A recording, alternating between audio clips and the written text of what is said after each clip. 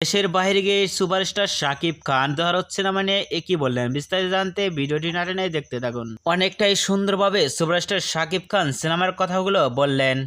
Superstar Shakib Khan বলেছেন, অল্প সিনেমাই করব, দরদ দিয়েই শুরু করব। নিজের মুখেই বলেছেন সুপারস্টার শাকিব খান। স্টেজে উঠেই কথাগুলো শোনা গেল শাকিব খানের মুখে। এরকম লোকে কখনো কথা বলতে দেখা যায়নি সুপারস্টার শাকিব খানকে দরদ সিনেমা নিয়ে।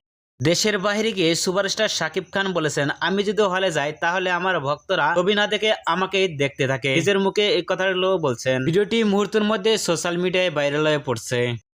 সুপারস্টার শাকিব খানের কথাগুলো শুনে আপনাদের কি মন্তব্য নিচে কমেন্ট বক্সে জানিয়ে দিন। নিত্য নতুন ভিডিও পেতে চ্যানেলটি সাবস্ক্রাইব করে পাশে থাকা বেল আইকনটি বাজিয়ে দিন। পুরো ভিডিওটি দেখার জন্য অসংখ্য ধন্যবাদ।